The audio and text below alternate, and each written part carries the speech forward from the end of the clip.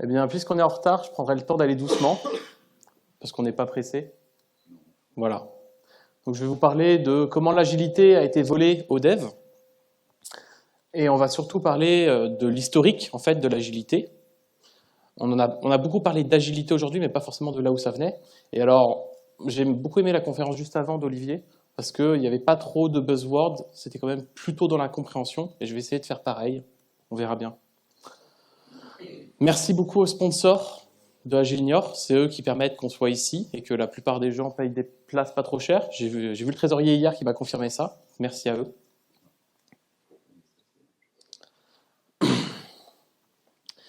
Et on va commencer. Dans quel sens? J'ai perdu la souris? Ça marche plus.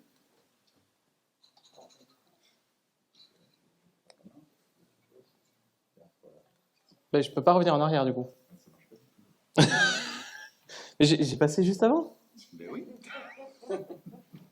Ah, mais c'est la technologie moderne, ça marche super bien. Bon, sinon, je m'assois là, hein. Moi ça me dérange pas.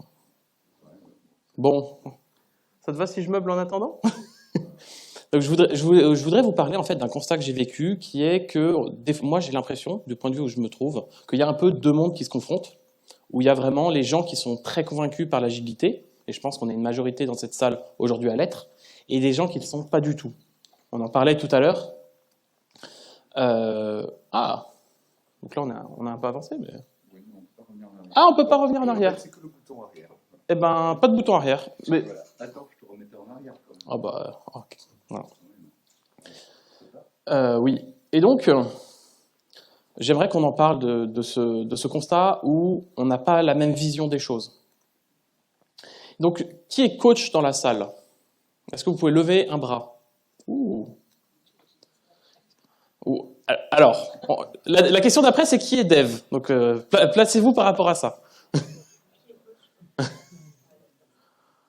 Ok, donc on va dire un tiers. Et ensuite, qui est dev? Ah, un bon tiers aussi. Bon, et un tiers de gens qui ont d'autres fonctions. Mais pour moi, c'est un peu les deux polarités, et on va un peu explorer tout ça.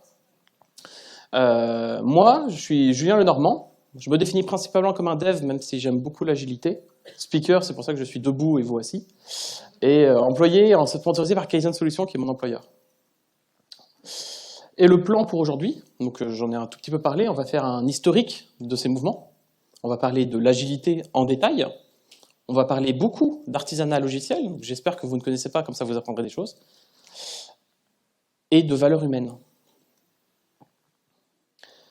Voilà, j'ai fait une blague sur l'agilité, on peut passer. D'où ça vient tout ce bazar? Alors, on pourrait commencer dans les années 50 et 60. Bon, j'ai pas grand-chose à dire dessus, je les ai pas vécus, il se trouve. Et en vrai, même niveau agilité, on n'y était pas encore, c'était vraiment les balbutiements du développement informatique. Mais en tout cas, en 68, on a commencé à théoriser le triangle d'or de la gestion de projet.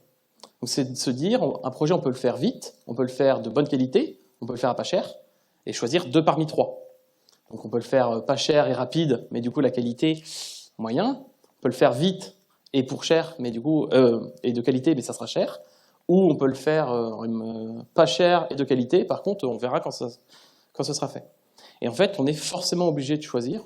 Avoir les 3, c'est un peu un rêve utopique. Et l'agilité, c'est une certaine approche de ça, mais on va en parler en détail. La même année, 1968, la naissance du génie logiciel. Alors c'est la naissance officielle, il y a eu une conférence qui s'appelle SE68. Alors j'ai oublié ce que c'était, System Engineering, quelque chose comme ça. Mais du coup, j'aime bien cette définition et je vais insister sur un point. Par rapport à d'autres domaines, la spécificité du génie logiciel tient beaucoup au caractère immatériel des objets produits, qui résulte d'une construction intellectuelle. On a déjà un peu ce côté immatériel, intellectuel.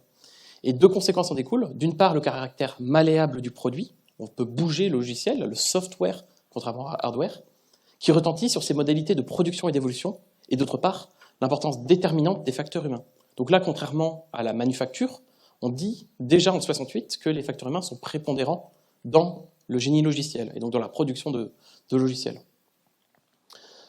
En 75, on a commencé à parler des jours hommes. Est-ce que vous connaissez cette personne? Non? On l'a vu en keynote, je crois, tout à l'heure.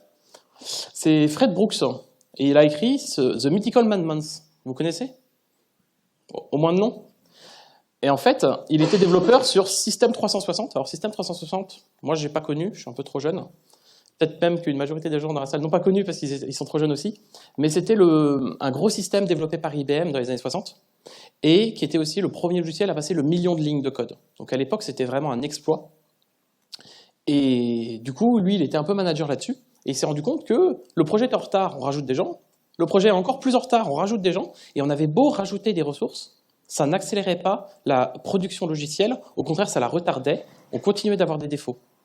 Et on en a parlé, je m'inscris beaucoup avec la keynote de Rachel ce matin et le talk de Christophe tout à l'heure.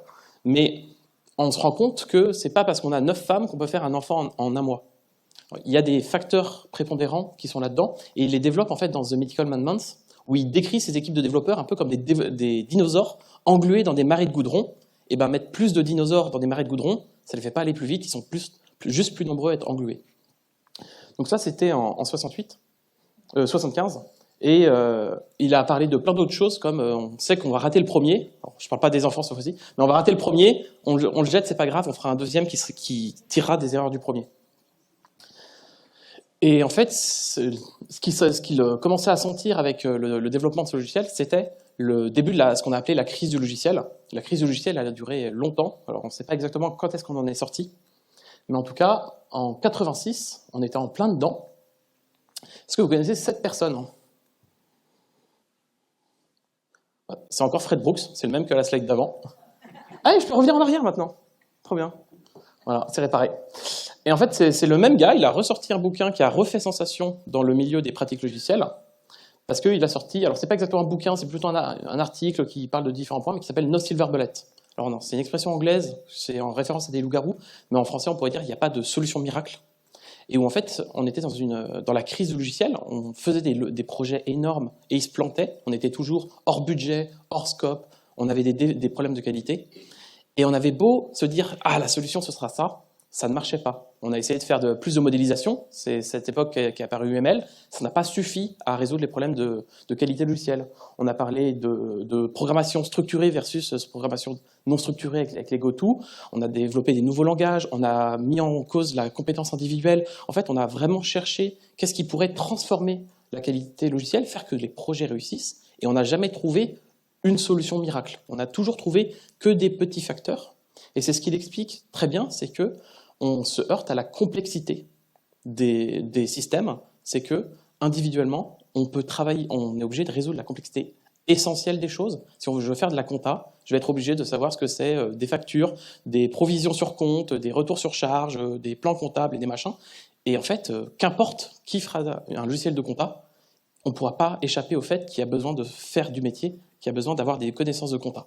Après, par-dessus, on va mettre des outils, on va mettre des process. Et tout ça, c'est ce qu'on veut pas en fait. Nous, ce qu'on veut à la fin, c'est le logiciel. Ce qu'on veut, on s'en fiche plus ou moins du langage, de l'écosystème, des gens qui le font. C'est pas vraiment ça le but. Mais on est obligé de passer par là et on n'a que des outils qui ne répondent pas parfaitement au problème. Donc il y a plein de choses intéressantes et on cite souvent parce qu'il est très fondateur dans l'approche qu'on a de la qualité logicielle. On continue. Et donc, on commençait à réfléchir sur comment est-ce qu'on fait pour faire que les projets fonctionnent mieux. Et donc, il y a eu un peu une effervescence dans les années 90, parce qu'avant, on était très basé sur les cycles des autres corps d'ingénierie, donc l'ingénierie du bâtiment et des travaux publics et des choses comme ça, qui sont très cycle en V, et on s'est rendu compte que ça ne marchait pas tellement dans nos cas à nous. Et donc, on a fait les méthodes légères. Alors, je connais personne qui dit ça, mais c'est la dénomination officielle. Et en fait, c'est pendant les années 90, on a cherché d'autres façons de faire. Alors, vous en connaissez. Donc là, il a une très jolie chemise, c'est Ken Beck, et vous le connaissez certainement pour Extreme Programming. Alors il ne l'a pas fait tout seul, on y reviendra plus tard, et on va repasser là-dessus juste après, mais il a popularisé une méthode qui s'appelle Extreme Programming, et alors je pense que vous connaissez Scrum, voilà, mais alors c'est un peu débattable en fonction des versions, de quand est-ce que c'est apparu, est-ce que c'était avant, est-ce que c'était après, ça, à l'époque c'était pas le même format que maintenant, bon. Mais en fait, on commençait vraiment à réfléchir, il y a eu Crystal, il y a eu plein de méthodes en fait de comment est-ce qu'on peut faire les choses différemment. Alors je vais mettre juste un petit coup de loupe sur les deux que j'ai présentés, donc Scrum, je vais aller assez vite, mais le Scrum Guide qui ne fait que 15 pages, qui vous enlevez la couverture, les remerciements à la fin, nanana. La Scrum Team, et plein de personnes qui sont autour, on met l'accent sur l'intelligence collective, le fait de travailler ensemble, l'empirisme, avec 3 piliers, les 5 valeurs. Alors 5 valeurs, engagement, focus, ouverture, respect, courage. J'y reviens juste après. Les événements, les artefacts et les certifications. Je reviendrai aussi un peu dessus après. Donc ça, c'est la méthode Scrum en abrégé. J'ai mis un petit schéma, mais le but, c'est pas de se parler spécifiquement de Scrum aujourd'hui. Et il n'y a même pas de conférence en plus, je crois, là-dessus. C'est un acquis. En tout cas, c'est supposé être un acquis pour tout le monde. La méthode Extreme Programming, alors encore une fois, en une slide, en 30 secondes, moins de 30 secondes, c'est de reconnaître que la seule constante dans les projets informatiques, c'est le changement. Donc il faut travailler avec le changement, il faut s'y adapter. C'est la gestion du risque, des petites équipes, qui incluent des personnes non techniques, donc des personnes qui ne sont pas des développeurs. On met beaucoup l'accent sur la testabilité des choses, et ça a beaucoup mis en avant la testabilité automatique des choses. Et avec quelques règles, le planning, le managing, designing, coding, testing. C'est un peu les... Bon, il y a les slides, il y a des liens dedans, vous pourrez cliquer pour aller sur les sources. Et 5 valeurs, simplicité, communication, feedback, respect, courage. Il y a les 2 dernières qui sont en commun avec Scrum, et on est relativement dans la même dynamique. En fait, je trouve que c'est quand même assez proche. En tout cas, sur la volonté qu'on veut y mettre. Par contre, en termes de vocabulaire, si je reviens un tout petit peu avant, on parle de tech, on parle de testabilité, on a des règles qui parlent de coding et de testing. Et dans le vocabulaire qui a été mis en place, il y a beaucoup de choses qui maintenant font plus ou moins partie du quotidien des développeurs, que ce soit le code, les tests unitaires, le pair, les tests d'acceptance, c'est des choses qu'on retrouve beaucoup maintenant, pas juste, alors que l'extreme programming est très cantonné et très peu populaire, ces techniques ont quand même percé dans la communauté au général. Et donc 2001, la naissance de l'agilité. Bon, ça dépend du public, mais je trouve que c'est bien de revenir sur le manifeste agile et de prendre le temps de le lire. Tout le monde ne le fait pas, alors peut-être que ici le public est quand même plus connaisseur, mais je voudrais quand même mettre l'accent sur ce qu'ils disent au début. Nous découvrons comment mieux développer des logiciels par la pratique et en aidant les autres à le faire. Donc c'est Anthony tout à l'heure qui parlait d'apprentissage, et effectivement on est là-dessus, on découvre, on ne dit pas que c'est des vérités, on dit que c'est des choses qu'on pense vraies par la pratique, donc c'est en faisant. Et donc les expériences nous ont amenés à valoriser. Alors je les rappelle, juste pour l'exercice de le faire, et on verra pourquoi après, les individus et leurs interactions plus que les processus et les outils, des logiciels opérationnels plus qu'une documentation exhaustive, la collaboration avec les clients plus que la négociation contractuelle, l'adaptation au changement plus que le suivi d'un plan. Ils disent bien, on sait que les éléments de droite ont une importance, mais les éléments de gauche doivent être prépondérants. Donc ça, c'est le manifeste agile. Après, on ne sait pas forcément qu'il y a 12 principes. Il y en a qui ne connaissaient pas les 12 principes? Ah, bah je suis content déjà de vous les apprendre. C'est sur le même site, c'est juste que ce n'est pas sur la même page. Donc si on va sur le site du manifeste, il y a ça. Il faut cliquer sur un petit bouton caché avec leur style qui est propre. Et où? Alors je les ai résumés parce qu'ils sont écrits de façon un petit peu longue, donc j'ai résumé pour que ça tienne sur une slide, mais c'est livrer souvent, savoir répondre aux changements, travailler ensemble, garder la motivation, dialoguer, faire un logiciel fonctionnel, avoir un rythme soutenable et maintenable, l'excellence technique et la bonne conception, la simplicité pour éviter le gâchis, l'auto-organisation, l'auto-amélioration et le respect. Donc ça a l'air de très bien sur le papier, on retrouve un peu des choses qu'il y avait avant dans Scrum, dans XP.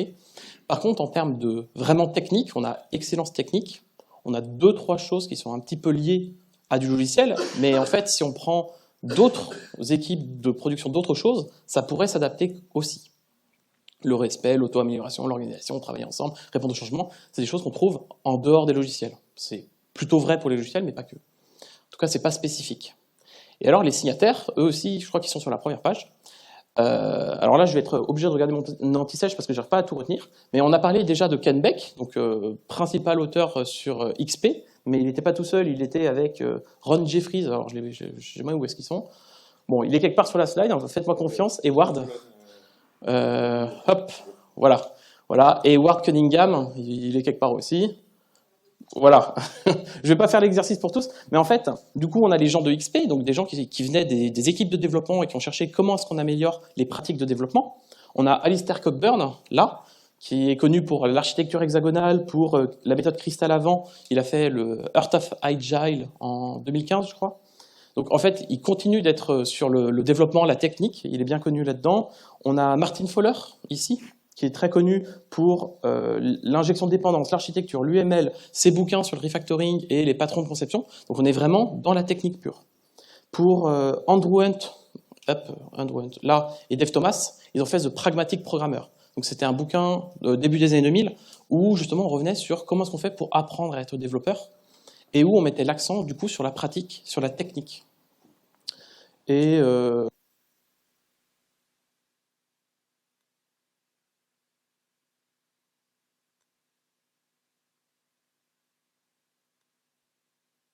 Peut-être déchargé, tiens. ah, j'en prends un autre. Allez. Il est allumé.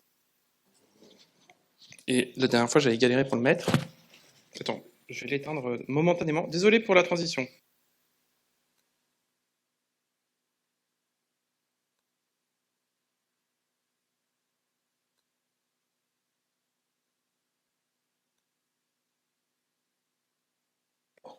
Et on est de retour, incroyable.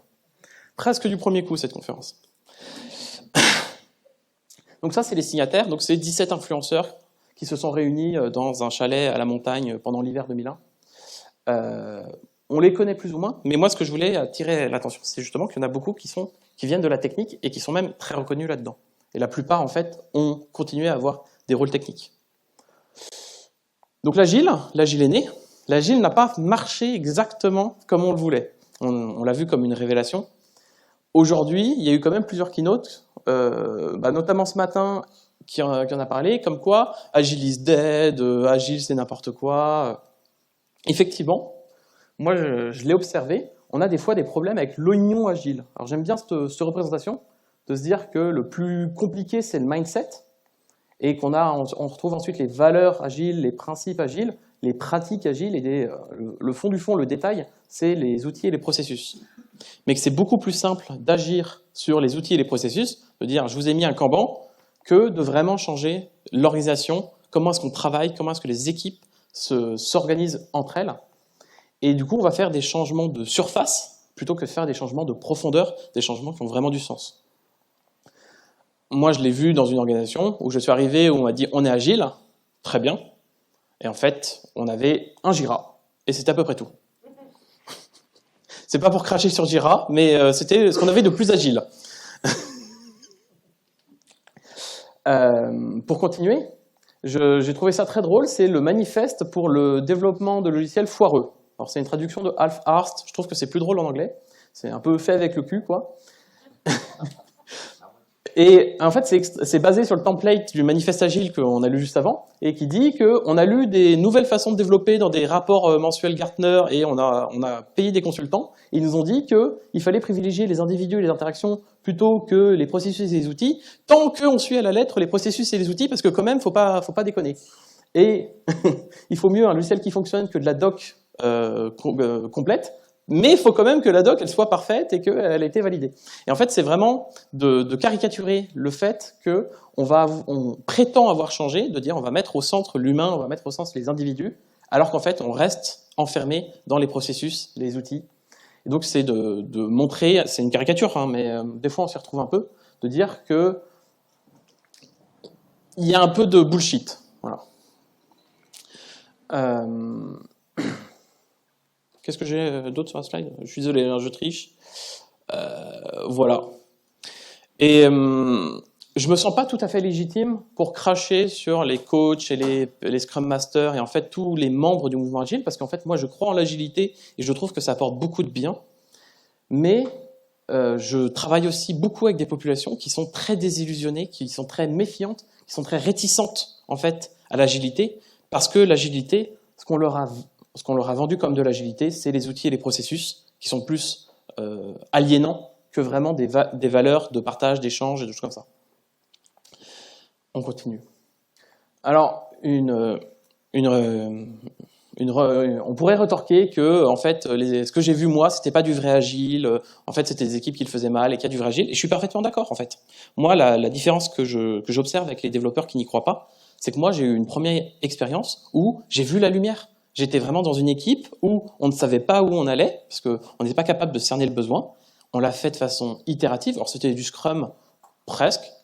Mais, en fait, j'ai vraiment vu que c'était en faisant qu'on découvrait ce qu'on voulait faire et on était au bout de 2 ans, on était incapable d'avoir prévu ça à l'avance. Et c'était vraiment la puissance de se dire, on va pas suivre un plan, on va l'écrire au fur et à mesure. On va pas se figer les équipes, on va être plus dynamique. Et j'ai vraiment vu, en fait, tout ce que promet la méthode agile, je l'ai vu pour de vrai. Et ensuite, j'ai changé de mission, et depuis, c'est la débandade. Donc, parce que j'ai eu cette chance, ou cette malchance, en fait, de connaître un endroit où ça se passait bien, bah maintenant, quand je vois des endroits où ça dysfonctionne, où c'est du agile en nom, mais pas en vrai, alors, je vais reprendre la slide de Rachel. Alors, je ne l'ai pas intégré, j'ai pas pris le temps, mais les guerres de clochers, le vocabulaire, le jargon, les modèles de plus en plus prescriptifs, en fait, on ne se retrouve pas vraiment dans de l'autonomie, dans des valeurs humaines. Et alors, notre Scottman, pourquoi? Parce qu'il y a un sophisme qui est, c'est pas un vrai Écossais, il a un kilt, il a, alors, je sais plus comment ça s'appelle, l'espèce de collier que tu portes à la taille, la cornemuse, alors vous voyez pas parce que c'est tronqué, mais il a un béret, machin. Voilà. Mais c'est de se dire, en fait, l'agilité, c'est multiforme, il y a plein de méthodes, et même au sein des méthodes, il y a des variantes, et puis on a parlé tout à l'heure de faire ses propres frameworks, de s'adapter, d'adapter les choses à comment est-ce qu'on travaille, et effectivement, il ne faut pas le Agile by the book, Agile by the book déjà, j'ai fait un lapsus, Scrum by the book, c'est pas forcément non plus une bonne idée. Voilà. Donc, moi, je suis convaincu que l'agilité, ça fonctionne, mais j'ai du mal à en parler et à convaincre les gens là-dessus, surtout les gens de la technique. Et ça tombe bien, en 2009, il y a eu une descendance de l'agilité.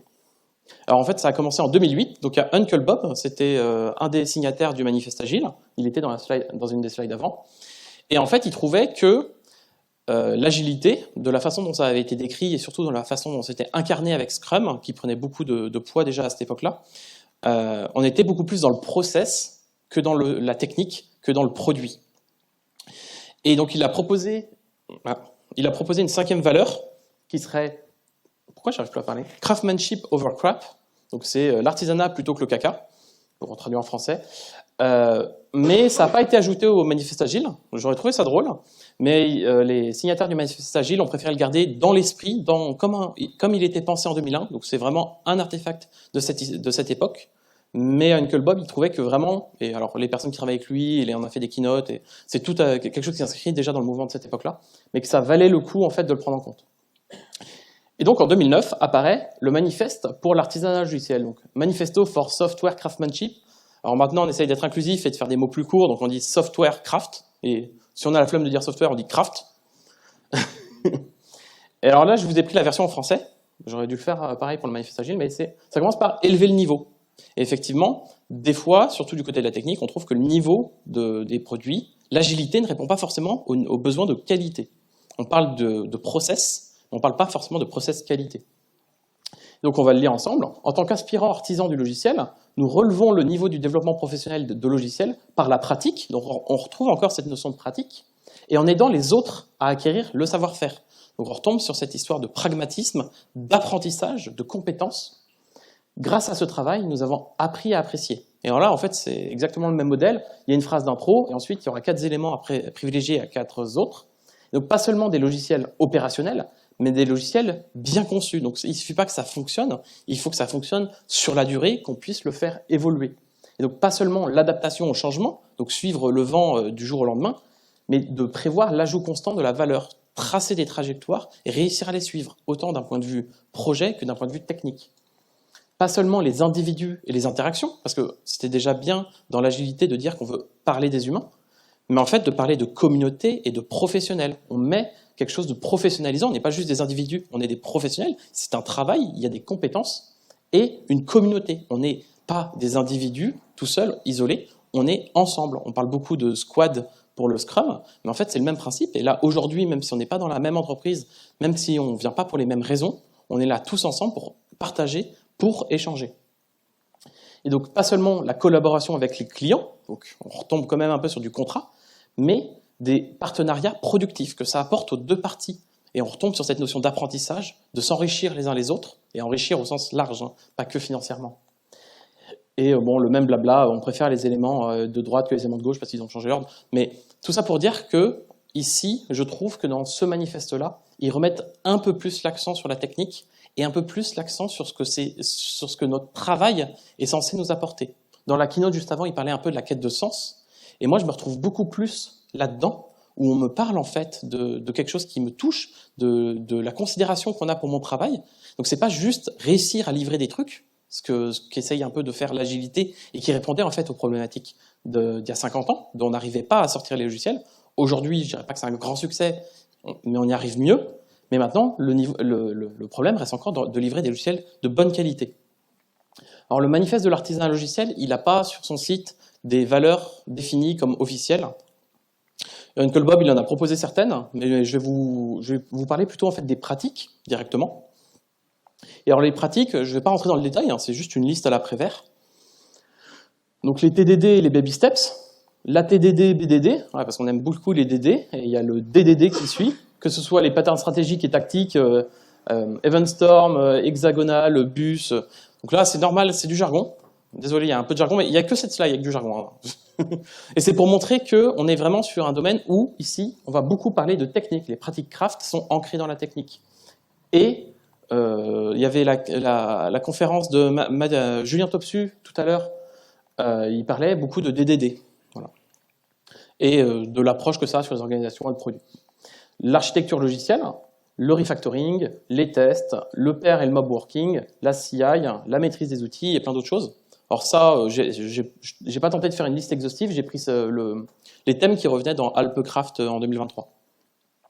Donc c'est un sous-ensemble de pratiques, mais en fait, les pratiques dont on parle quand on parle de craft, c'est vraiment des choses qui parlent éminemment aux développeurs. Tout ça, c'est peut-être pas du quotidien pour certaines choses, mais c'est vraiment des choses qui sont en lien avec notre quotidien. Et malheureusement, contrairement à Jira et aux tickets et au sprint planning, c'est des choses qui sont moins viscérales, je trouve.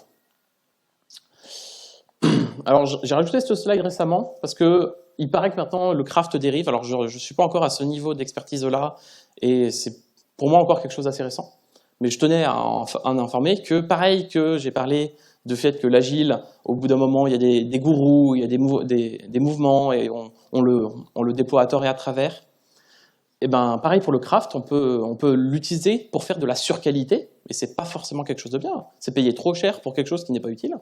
Ou de la surcomplexité, pareil, c'est pour payer trop cher pour de la complexité dont on n'avait pas besoin et qui coûtera cher sur le long terme à maintenir, à comprendre, à former. Et alors, si vous ne connaissez pas, Yagni, you ain't gonna need it, avec mon accent anglais fabuleux, il n'y en aura pas besoin. Voilà. C'est de se poser les questions le jour où les problèmes arrivent, en attendant on fait simple. Et on retombe sur la simplicité d'Olivier. Je m'approprie toutes les conférences. Et effectivement, le problème des gourous. On a des gens qui sont éminemment reconnus pour leur contribution, soit historique, soit technique, au mouvement du craft. Mais c'est pas pour autant qu'ils ont la bonne parole. Il faut toujours rester conscient que c'est des gens qui ont aussi des choses à vendre. Même moi, aujourd'hui, je vends mon image et plein de choses. Il faut rester sceptique face au discours et voir qu'est-ce qui marche et qu'est-ce qui ne marche pas. Et alors, on avait Julien Topsu tout à l'heure, qui est un destinataire de Egoless Crafting, d'essayer de mettre l'ego de côté quand on fait du software craft. De se dire, on n'est pas nos pratiques, il y a des choses qui sont contextuelles, on continue d'apprendre. Et en fait, je trouve que ça s'applique pareil à l'agilité, et on est tous là aujourd'hui, je pense, pour apprendre. Et alors, je peux vous conseiller, du coup, le talk de Cyril Martrer, Beyond Craft, Revisiting Our Relation, voilà. Que j'ai trouvé très bien. Si vous voulez creuser ce sujet, moi, voilà, je préfère mettre le lien vers quelqu'un qui en parle mieux que moi. Pour l'instant, je ne me sens pas de le faire. Et donc, mon avis là-dedans. Donc là, jusqu'à maintenant, on était dans la partie très, comment on dit, sourcée, avec des faits, vraiment, il y a des dates, il y a des liens, il y a des choses comme ça. Là, on va plutôt rentrer dans les considérations personnelles. Vous les prenez comme vous voulez, mais en tout cas, je vous annonce, il y a plus de biais là. Voilà. Getting shit done. C'est de se dire, et mince, j'ai Christophe Héral qui en parlait tout à l'heure, mais de se dire, le but, c'est pas de faire des jolis process et de faire des cycles et des machins. Le but, c'est pas ça. Le but, c'est de faire du produit. Alors, de faire du produit bien, de faire du produit de qualité, au niveau de qualité dont on veut. Mais finalement, c'est de faire les trucs. C'est vraiment le plus important. Et donc, et je reprends là des notions du Scrum, hein, parce que loin de tout est à jeter dans Scrum, mais la transparence sur l'avancement, pour moi, c'est primordial. Et l'emphase sur le fait de terminer. Donc c'est pas juste j'ai fait ma part, mais ma part est terminée, elle a été bien faite. Et même la distinction entre aboutir et livrer de la valeur. C'est pas parce que mon ticket il est clos dans Jira que vraiment, d'un point de vue produit, d'un point de vue projet, ça a apporté du sens, ça a apporté de la valeur, ça a apporté des fonctionnalités. Donc on a vraiment cette distinction d'aller jusqu'au bout de la démarche, de s'impliquer. Alors quelque chose qui me tient aussi beaucoup à cœur, faire plutôt que échouer à planifier. Donc là, on est un peu au cœur de l'agile, mais de se dire, des fois, faire des réunions à la mort moelle nœud, où on passe des heures à essayer de choisir des directions, machin, mais faisons-le, on verra bien. Et je trouve qu'on est encore beaucoup dans ces... Alors, moi je travaille dans des grands groupes surtout, mais faire vraiment getting shit done plutôt que de faire des plans sur la comète, on verra bien. Et je trouve qu'en 2024, c'est toujours pas un message qui est passé. Je voudrais parler aussi de responsabilisation et d'autonomie professionnelle. Donc moi, il y a quelques années, j'étais un peu dans le dur sur comment je me situe par rapport à mon métier, comment je me place en termes de communauté de professionnels. Donc j'ai fait la seule option saine, je suis allé sur LinkedIn, et je suis tombé sur un post qui m'a trigger, on va dire. Je vais vous le lire. Donc c'est « J'hallucine de la chasse aux sorcières des managers sur LinkedIn. Sur LinkedIn, tout le monde réclame de l'autonomie au travail, de la confiance et un environnement bienveillant. C'est normal, mais nanana, l'autonomie, ça se gagne en montrant qu'on la mérite. » Donc ça, je cite, c'est pas pour lui taper dessus, mais j'essaie de m'intéresser un peu au leadership, et donc je regardais ce que faisaient des coachs en leadership sur LinkedIn, et je trouvais que c'était pas tellement ma vision, parce que quand je vais ensuite regarder la définition de mérite sur Larousse, ce qui rend quelqu'un ou sa conduite digne d'estime, de récompense, eu égard aux difficultés surmontées. Donc moi, ma lecture de ce message, c'est on te met sur un projet, ça va être la merde, on te donne aucun droit, aucune responsabilité, tu te démerdes avec ce qu'on te donne, et si ça se passe bien, si les étoiles s'alignent, tu auras le droit à des petites récompenses de « tiens, tu as le droit de définir un peu mieux ton environnement de travail » ou « on peut écouter tes sollicitations ». Et je trouve que c'est insultant. Voilà. Moi, alors c'était peut-être pas l'intention et le message est peut-être mal passé, j'en ai jamais discuté avec elle, mais moi je trouve que c'est réducteur. Et juste avant, je parlais du craft où on essaye d'être collaboratif, d'apprendre les uns des autres, de se structurer, d'évoluer, d'essayer. Et tout ça, c'est des choses qui viennent de l'agilité. Mais on n'est pas du tout là-dessus. Moi, les implications que je vois dans ce genre de message, où on essaye de faire entrer des gens dans des cases, c'est alors on en a parlé tout à l'heure, je ne sais plus qui, mais le taylorisme. Et donc de se dire, les gens, c'est des rouages dans une grande chaîne, et ils font ça, ils font ça, ils font ça. Et en fait, on réduit des individus à leurs actions, et on oublie complètement la dimension humaine. Alors, je trouve ça assez drôle, la théorie X de McGregor. Alors, c'est une théorie, pas pour être vraie, mais plutôt comme un modèle. Et alors, je vais regarder. La théorie X, les gens n'ont pas envie, il faut les y contraindre. Les gens n'ont pas de motivation, c'est vraiment punition ou de l'argent. Il n'y a que ça qui fait avancer les gens. Il faut en plus les micromanager, parce qu'ils feront n'importe quoi. Donc, il y a toujours besoin de contrôler de façon très stricte ce qu'ils font. Et du coup, on ne peut surtout pas leur donner des responsabilités ou déléguer des choses. Et les gens sont cons, grosso modo. Donc ça, c'est la théorie X de McGregor. C'est un modèle psychosocial. Il y a la théorie Y qui fait l'inverse. Les gens sont joyeux, volontaires. Mais c'est quand même des choses qui ont encore de l'impact aujourd'hui sur la façon dont on pense le management. Et où il y a des entreprises où ça se passe très bien. Et j'en connais. Et il y a des entreprises où ça se passe beaucoup plus proche de cette théorie-là. Et où c'est un peu plus désagréable de travailler, je trouve. Et moi, au contraire, ce que je recherche, c'est à devenir partie prenante. Donc, c'est de pas juste être un développeur qui pisse du code, mais on en parlait tout à l'heure, d'aller faire du test, de m'intéresser aux produits, et en fait, de faire partie d'une équipe, d'une organisation, et de livrer de la valeur, de participer à un produit, au même titre que les autres. D'accompagner le changement plutôt que d'y résister, donc d'être partie prenante du changement, soit de l'amener, soit de le conduire, et ça, moi je trouve que ça m'apporte de la sérénité. Alors je dirais pas que je suis tout à fait serein comme d'habitude, mais de se dire qu'on est respecté, entendu, écouté et soutenu, pour moi c'est quelque chose qui déstresse énormément et qui au contraire, on n'a pas à lutter juste pour travailler. Et donc c'est aussi, et je reviens un peu au fondement de l'agilité, mais c'est de reparler des humains. Pour moi, c'est de considérer les gens comme des humains et pas comme des moyens de production.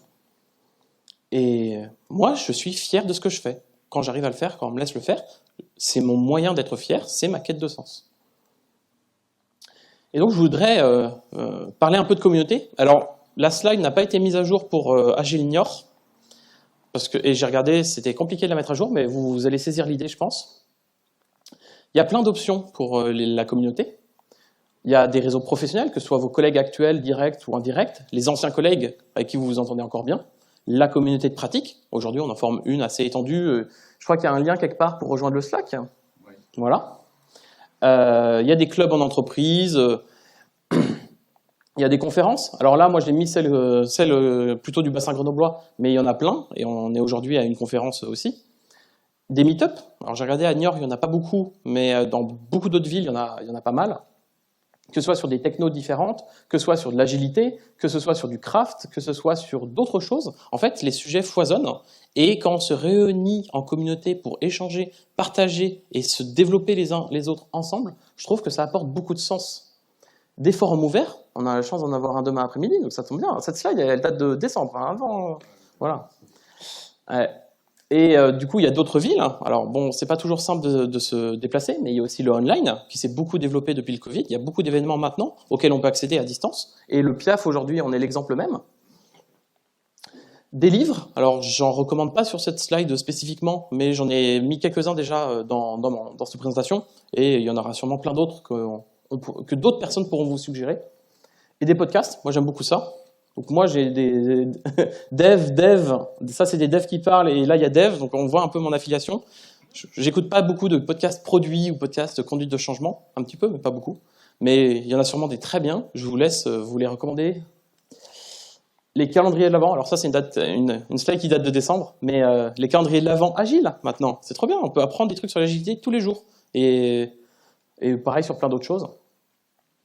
Voilà. Donc pour répondre à alors c'était pas une question, mais c'était le thème. L'agilité, ça peut marcher? Oui, bien sûr. Alors problème de contraste, mais voilà. Moi c'est ma conclusion. J'en suis convaincu, mais je pense qu'il faut qu'on se donne les moyens les uns les autres de le faire. La source biblio, il y en a plein. C'est des liens cliquables quand vous aurez les slides. Les photos, il y a plein d'Unsplash. Et merci. Et pour ceux à distance, je vous mets le QR code dans 5 secondes. Voilà.